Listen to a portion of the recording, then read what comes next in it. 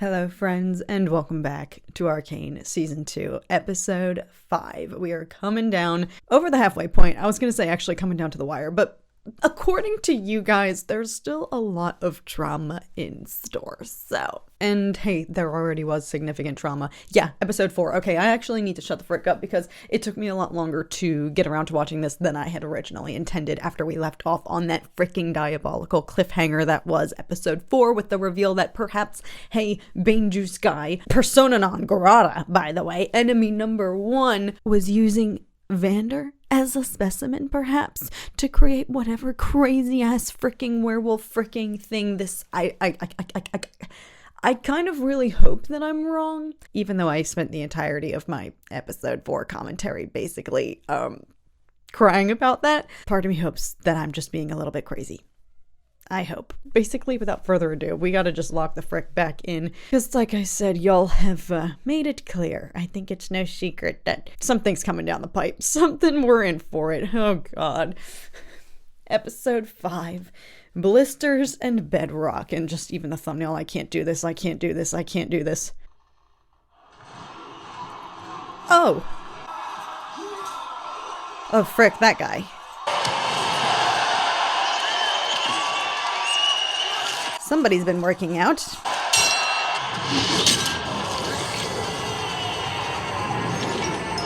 Sucker punch.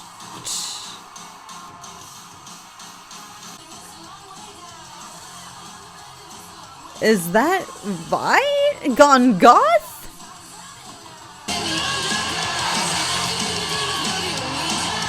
Oh, she's goth and she's riled up. She's pissed.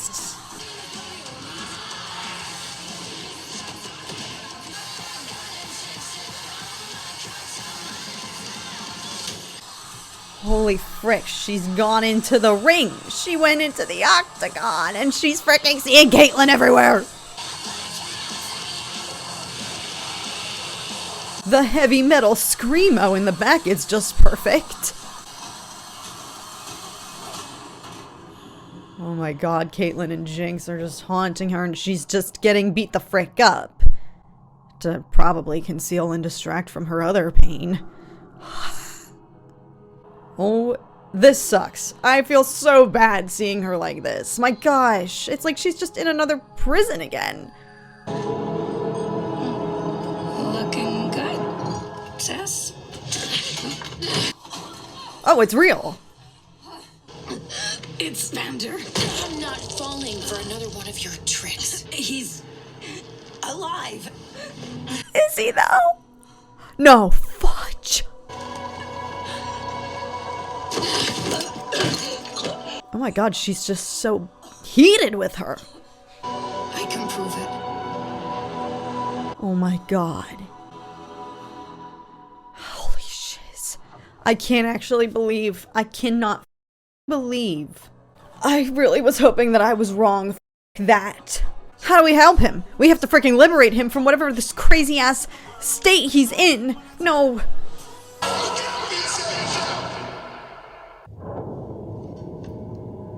Oh yeah, what the frick happened to them?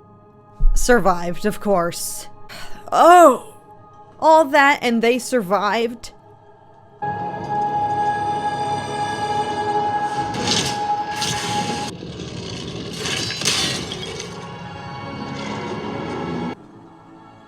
Is Bane Juice guy still detained? He locked himself in his cell. Months of peacekeeping occupation. I'd begun to think we might finally see an end to Zorn's perverse abominations. How foolish was I? Oh, pick his brain. Oh. It came for you. It was summoned by you. Only guilty men answer accusations with silence. There are cells buried deep within this prison so devoid of light and fresh air and all basic human considerations. If you do not want to waste away the remainder of your days in one of these, you have one recourse. Caitlyn, what the has happened to you? Tell us everything we need to know to hunt down this beast.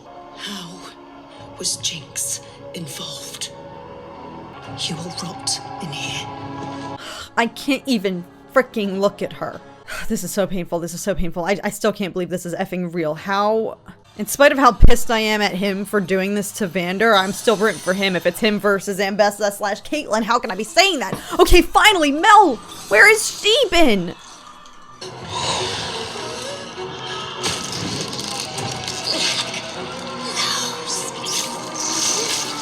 The Black Rose. Where'd they take us? Huh?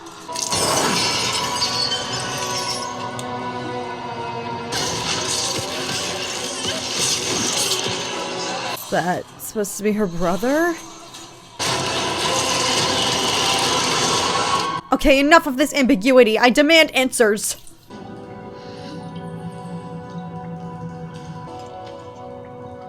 Hope you find these quarters to your liking. Who's there? Not sure I know anymore. That's gotta be her. I think. Hosts have a way of scrambling your omelet. They killed my friend. Laura was there. Oh, never mind. That's not her brother. That was her. Oh, fudge. What is his place? Inoculorum. The ancients built specialized chambers to seal away false prophets. Would they even recognize each other? Like, she hasn't seen him in a decade plus, no?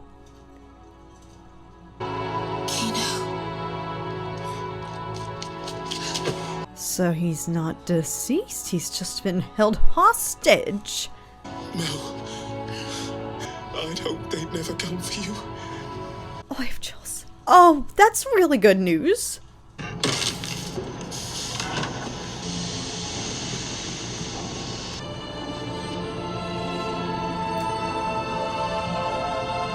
Oh my god.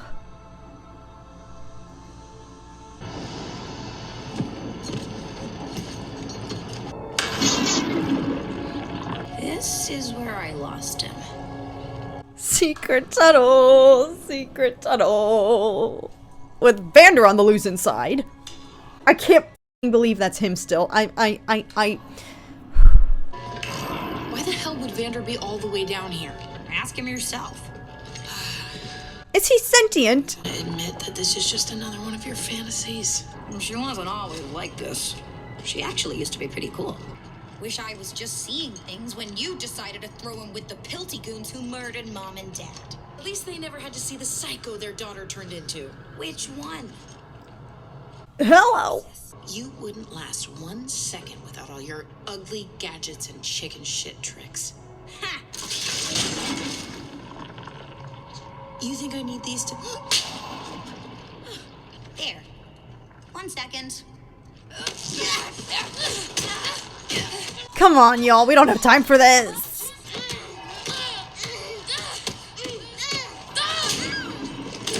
Ow. Okay. Calm down. Hey, kid. Still got all your insides? That's crazy. Jinx is more of a sister with Isha now than she is with Vi. I mean, they stopped being sisters a while ago, I think. You don't actually need my help. Last time Vander needed us, we tried it alone, and nothing was ever the same.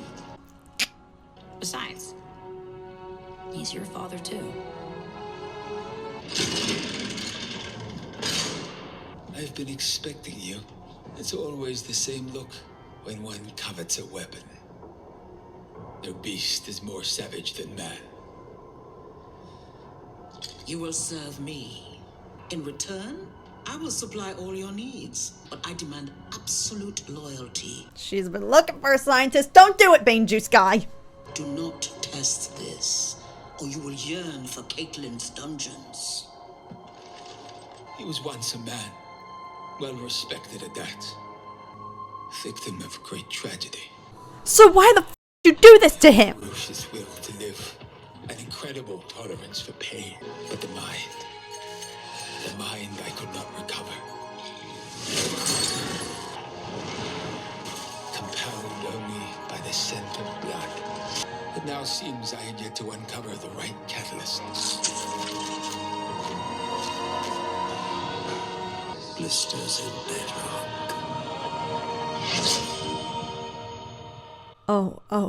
Oh. There was a funeral for you in Noxus. She believes you're dead. I do like to disappoint her.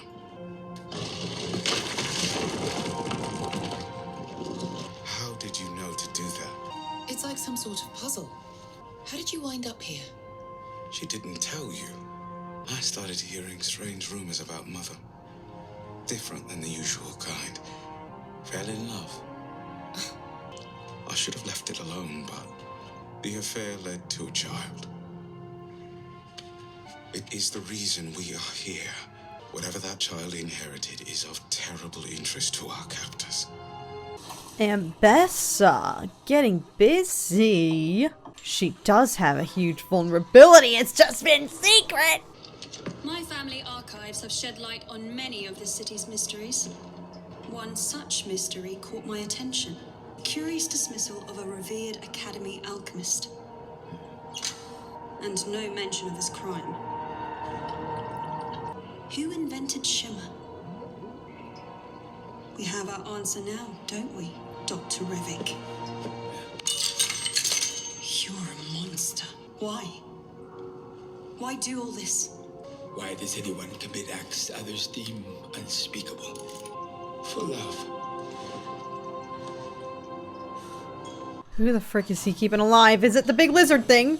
Or an actual human being? What the? No. Don't tell me.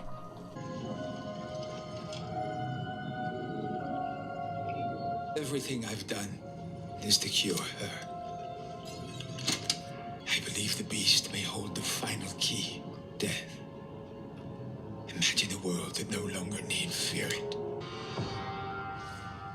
I'm getting us out of here. I'm brain blasted. Usually there are consequences for someone who fails these tests. Makes you wonder why she kept this from you, doesn't it? For all these years? I'm missing something. You aren't my brother.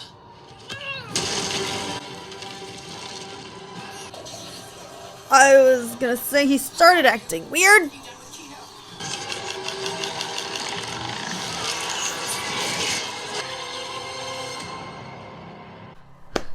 Back in the void. WTF. We had such high hopes for him. Your mother led us to you, sister. I was gonna say, is the Black Rose the other heir? Their competition?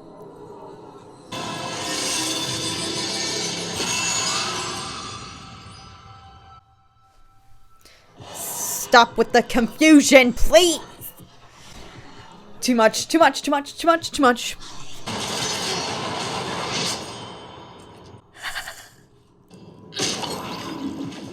Oh.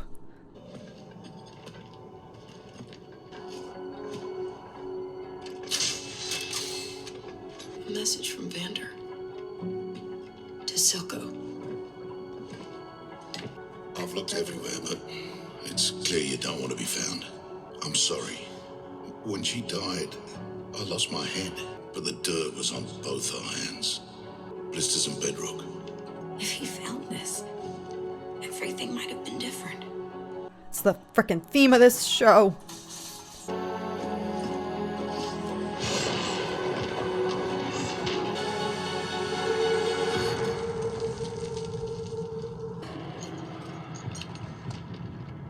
I'm not ready for this shiz. It's Vander. That's not Vander. It is.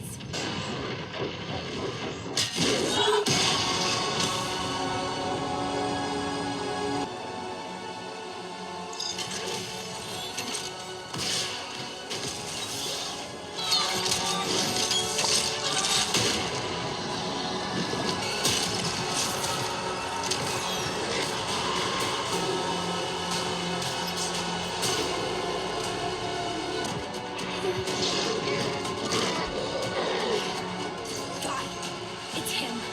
You have to believe me.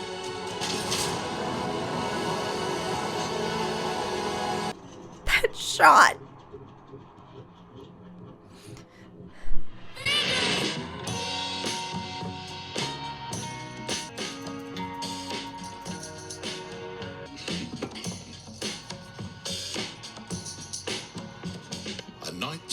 revelations. Oh my god, they're all so young. I'm knocked up.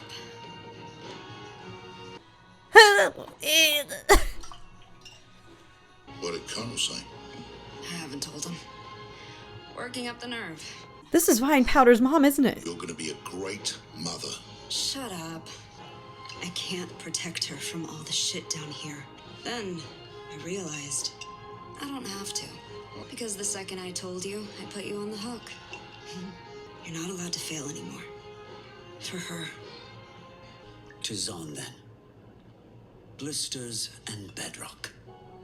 I've always liked the name Violet. Holy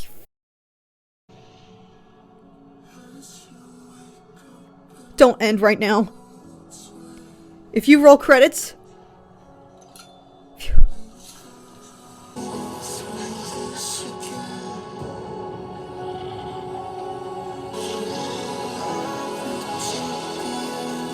What are you waiting for? He's your dad, too.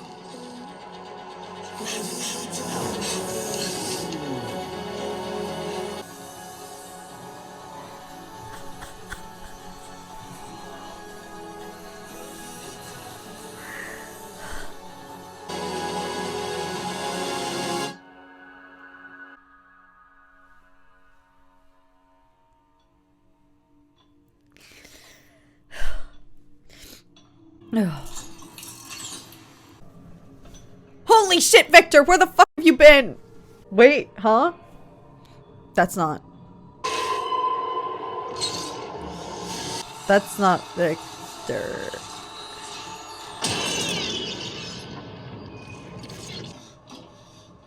Jace? Rugged Jace?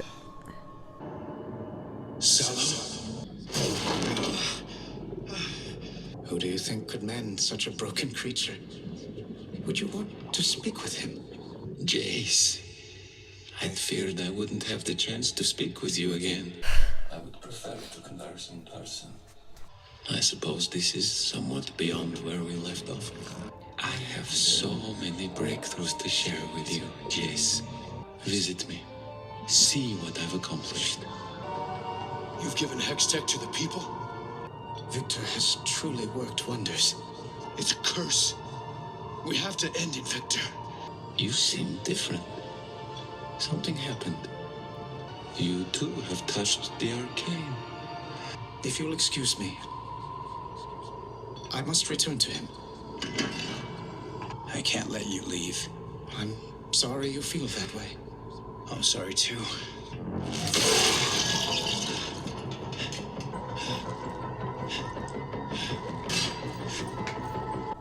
What?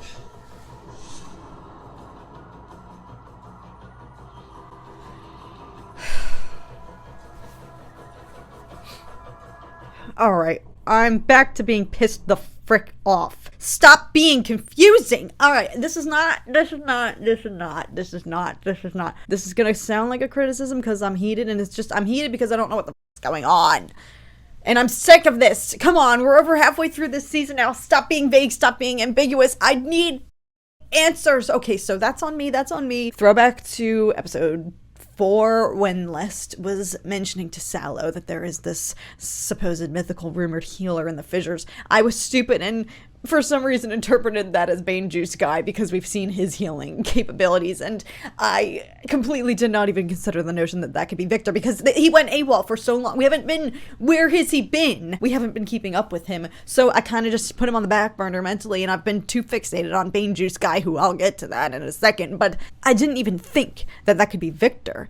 And this is giving us a little bit more of an answer now, some insight into what happens when he commits this medical healing miracle. Okay, hear me out, walk with me, follow where I'm going, I will explain. You know how if you've ever seen sinners. Remick is the lead vampire, and everybody he turns, he can access all of their minds, their consciousness, their memories, their core, their soul almost becomes entwined with his, and they are connected. That kind of feels similar to what is happening with Victor here, and all of these poor souls that he's healing, but at what cost? Like, there's something sinister going on about this. There's something, he's almost become too enlightened that he's past the point of, first off, why not just talk to Jace face to face? What the frick? They're both almost, there he was saying that, hex tech, all of this is too far gone. It is past the point of our control, our dominion, our known world, what we can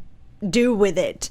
But now Victor, the coin has flipped, and now it's Victor who almost has just, unlocked this just ultimate enlightenment, and now it's like he's past the point of reach, quite literally. Why consult Jace here? Where are we still? What's going on? Where's Echo? Where's Heimerdinger? Why is Jace rugged? Did they time travel? They must have maybe time traveled. They teleported somewhere. They must have. He's a caveman now, and he came back with this fear, this literally struck to his core fear of, no frick, we have to fricking destroy the hex tech now. Nothing has ever made Jace adopt that mindset, and it was the hex core that was keeping Victor, and I'm gonna presume now everybody that he's kind of imprinted on, alive. So there I was being like, oh, Jace could never be able to bring himself to do this, so he must have, wherever they went, they must have teleported. They must have gone somewhere into the future, or some sort of multiverse, who the frick knows, world between worlds scenario. Like, I'm just going to assume this is future Jace now, and he's been zapped back, but he was given this glimpse of whatever horrific fate there is in store with the hex tech in the future, and he now has this newfound fear of, what have we done? We have to freaking destroy this.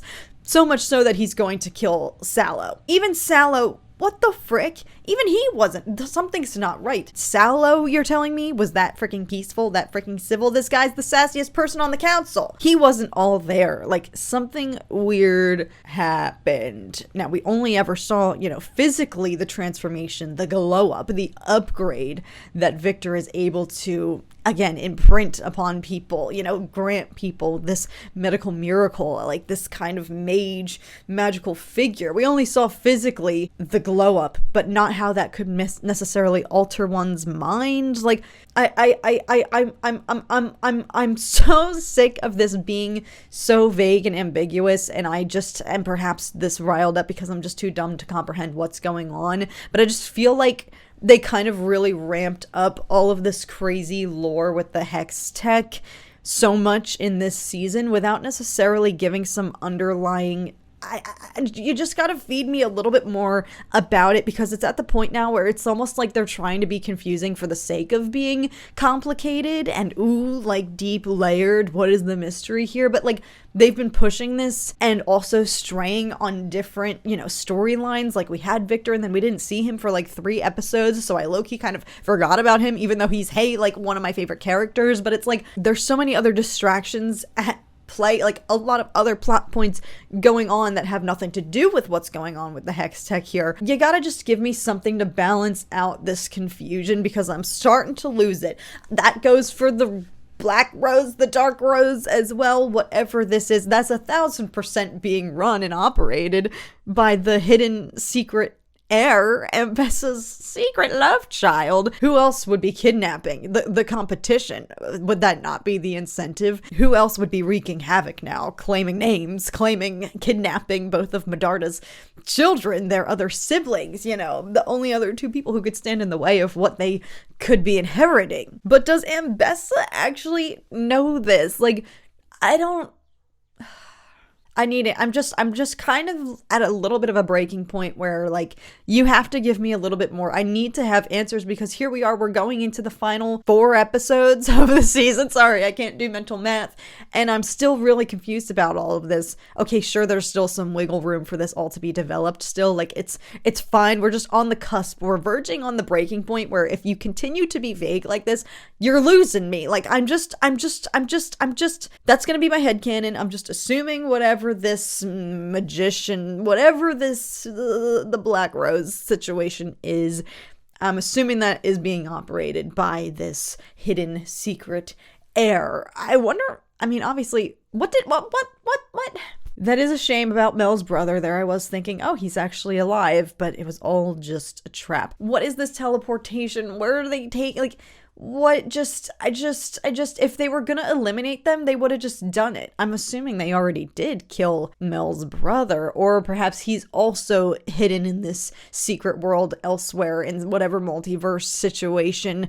I just don't know anymore. This crazy web that is just, they're entangled in, that just Mel keeps disappearing into. I just am a little sick of this.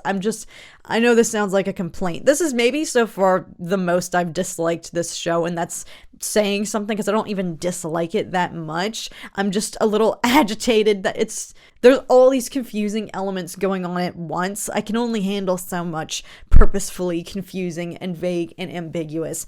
Granted, I'm sure this is all going to pay off in some crazy, there's already been, the reveal of the secrecy of Ambessa's hidden child and whatnot. Like, they're adding in some lore along the way as we're going, but I'm just too stupid to comprehend some of this, I think. So maybe this is just this is user error on my part, and here I am flipping out because I just can't comprehend, and my brain is so blasted that I cannot just wrap my mind around all of this at once. Like, we're getting all of these intense things all packaged into one freaking episode. I mean, the biggest bombshell being that actually was Vander. So now at least I don't look like a fool for crying my eyes out last week after watching episode 4 and getting that cliffhanger and that realization. So freaking Main Juice guy, oh my gosh. I'm so flip-floppy about him. Every episode I feel like I have a new opinion on him, and he was public enemy number 1 to me in my book last week after I learned that he had done this to Vander because, well, he wasn't clearly intentionally preserving his mind,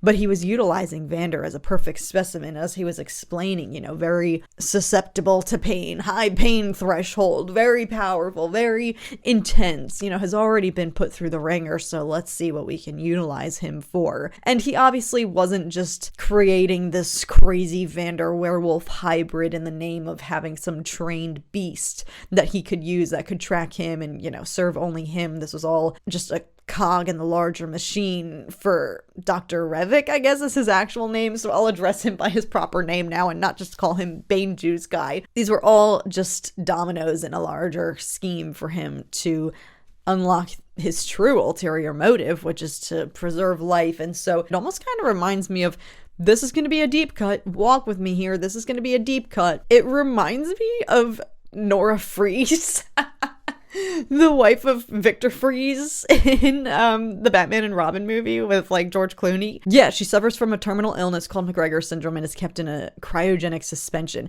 He's refusing to let her go. That kind of reminded me of that a lot.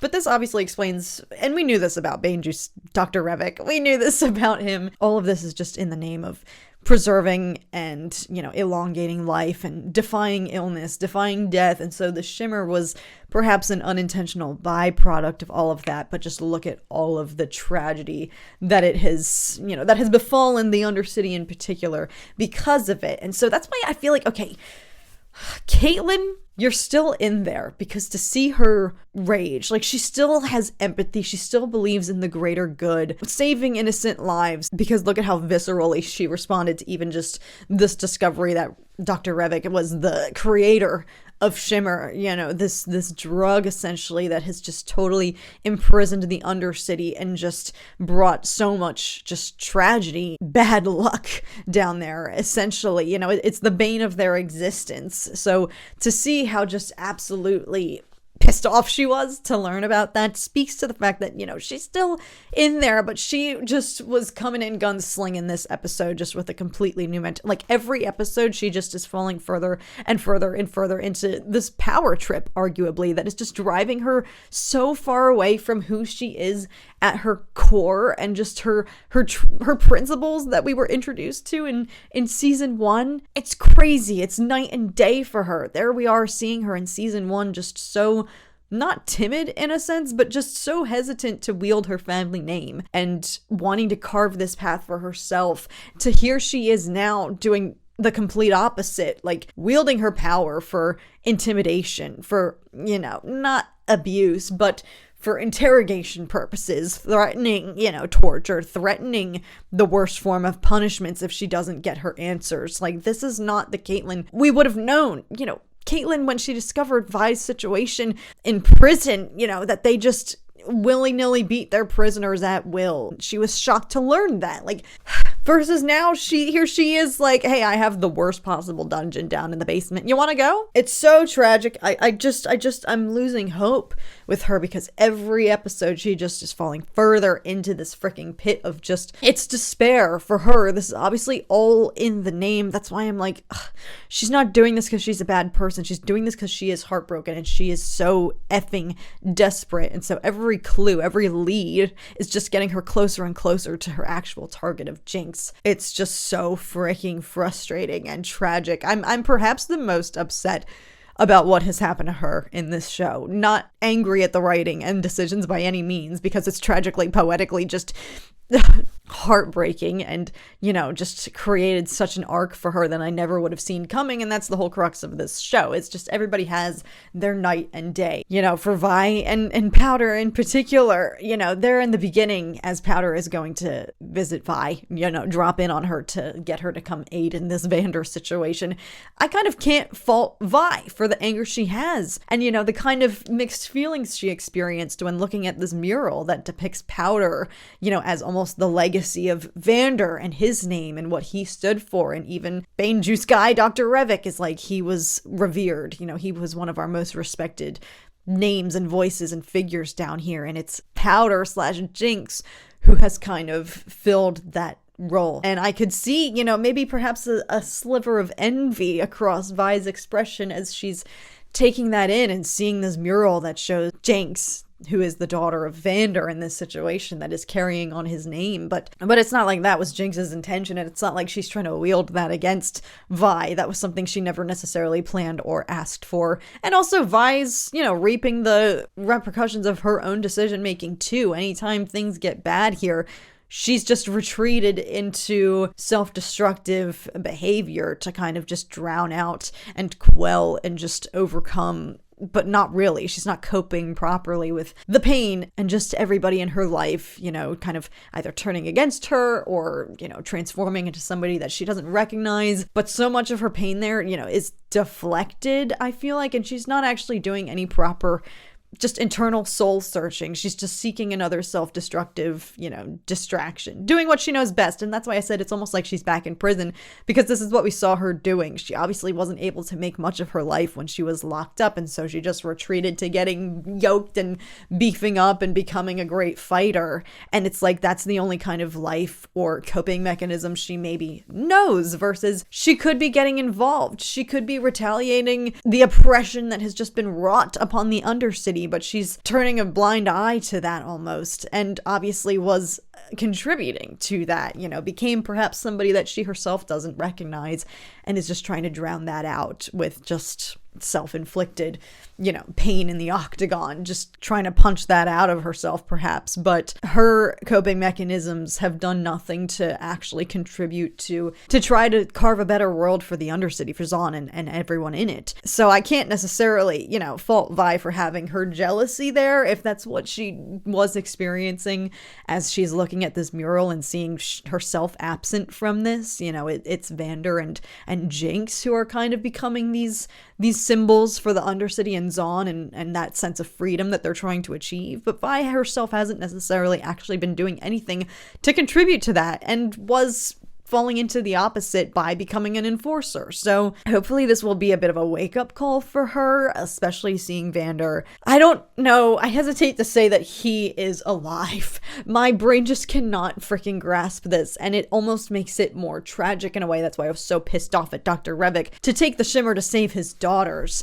is what was so freaking tragic about that he had just been fighting for so long to resist tapping back into that monster, and then willingly did so to save his children. And so that he's now been preserved as this kind of monstrous figure makes it all the more freaking diabolical and sick and twisted. And there's the conversation of how sentient is he in there, and it's tragic that that's the one thing that Bane Juice Guy couldn't necessarily override. His memories, his memory core, all of his archives were perhaps, if anything, enhanced, it seems. All of these haunting recollections of Silco in particular, just seeing how ingrained he is in what drives Vander and this sense of rage and just motivation. It's just like so diabolical. So I hesitate to fully buy in that he's like, I guess he has, the girls believe that is him, like, that is him. And obviously seeing it took a second. He was ready to freaking kick Vi to the curb. It took a freaking hot second, but that recognition for him as well, that it jogs back, you know, that memory of his daughters. Just the amount of times in this episode that we acknowledge that he was their father is just... I never in a million years would have guessed this. Y'all, throwback to me crying my freaking eyes out in season 1, episode 3. And then if you had told me this was coming down the pipe, forget about it. Oh my God. We'll see what the frick, obviously, happens now that they are reunited, but he's like uncontrollable. He still obviously has some programming, whatever is happening. I can't think about it. I can't think about it. I can't think about it. I can't think about it. But my biggest hope / takeaway from this is hopefully Vi snaps out and locks back in to get in the game and just hopefully not continue retreating from her problems like this and just kind of drowning out her sorrows. Like, come on, lock the frick in. That was a lot. This show continues to be a lot. So thank you so very much for watching. I'm going to do my best to keep going as fast as I possibly can. So until next time, this commentary was very haphazard and all over the place. So if you were able to follow along, thank you so very much. You can catch up on all of our Arcane reactions here. Thank you guys so very much for sticking with me. I hope you guys are doing so very well, and I'll see you soon for episode 6. Bye, guys.